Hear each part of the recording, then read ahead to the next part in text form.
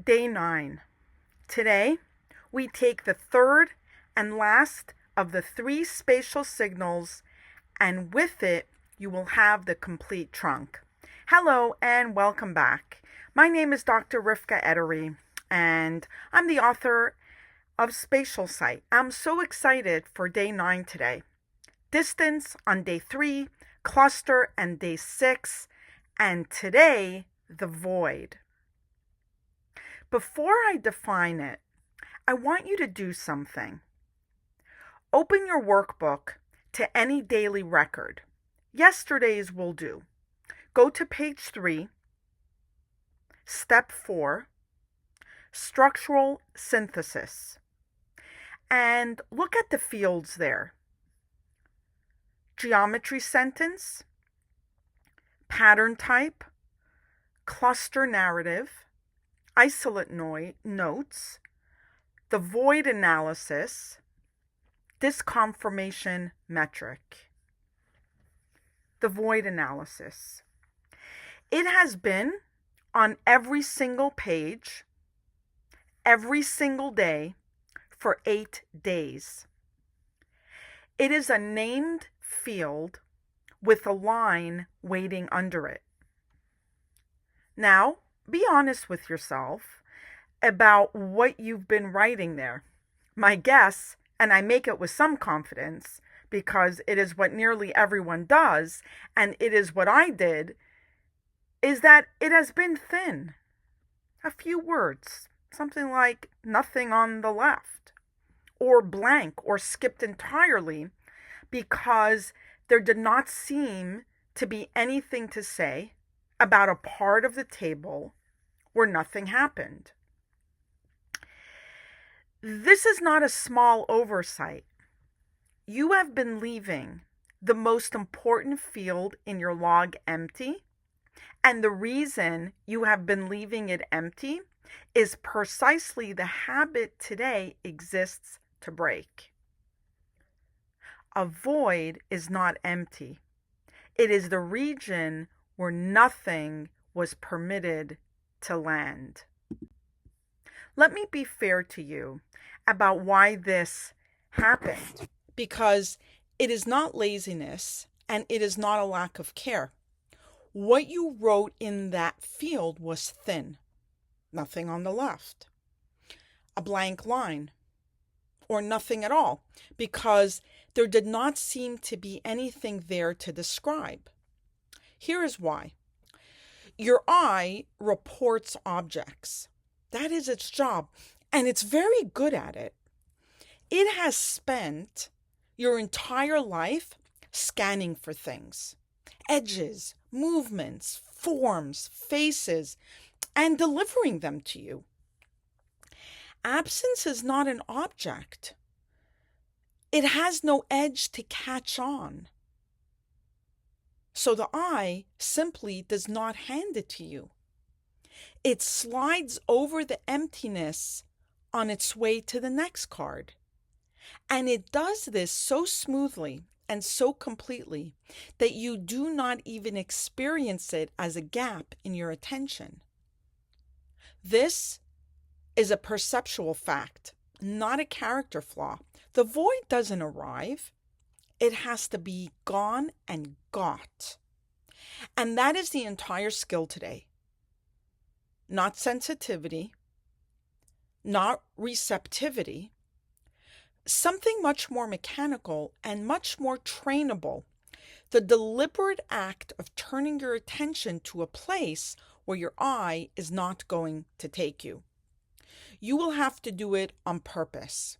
You will have to do it every session, and it will feel for a long while like looking at nothing, right up until the day it does not.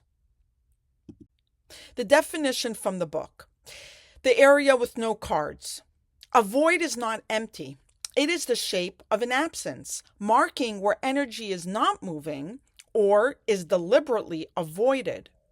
Every word in that is chosen. So let me take it apart. The shape of an absence. A shape has edges. It has a size, it has a location and a form and proportions.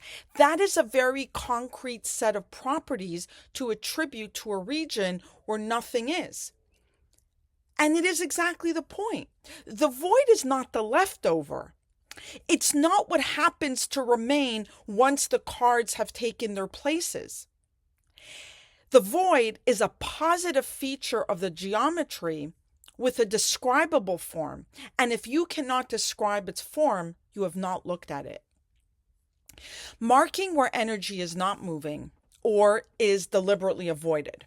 Two possibilities, and they are not the same, and the method does not decide between them for you. Stagnation is not the same as evasion. Something that has not begun is not the same as something that is being kept out. Hold both open. And then the line from the front of the book, which is the one I want you to carry to the table tonight. The void is where the unexpressed live. Not the non-existent, the unexpressed. There is a difference, and it is the whole difference. The void is not a claim that nothing is there. It is a claim that whatever is there did not come forward, and did not come forward is itself a fact about it. Now look at where the void sits in the reading sequence, because its position tells you what it's worth. Step 1, name the geometry. Step 2, name the dominant zone. Step 3, read the cluster. Step 4, read the isolate. Step 5, return to the void. After all the cards have been read, every one of them, all their meanings surfaced, you go back to the empty space and you look again. And you name what did not appear. I want you to notice that the void is not step 0. It's not a preliminary. It is the last thing you do after everything else has spoken. Why last?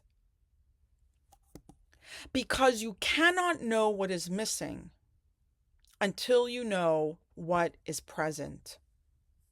Walk through it. At the start of a session, an empty region tells you very little. It's just an area with no cards, and you have no way of knowing what its emptiness signifies. Once you have read the cluster and read the isolate, and you know what the field has actually put forward, now the emptiness becomes legible.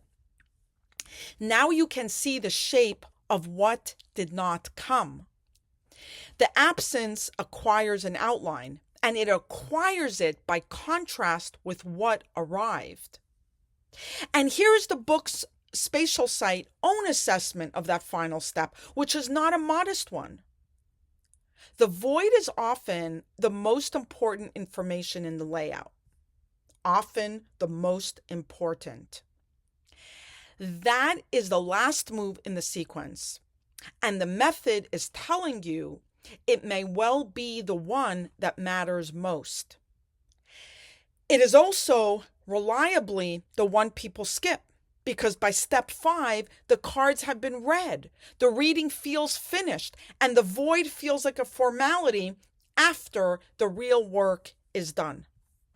It is not the formality. It is the last word. So practically, how do you describe a nothing?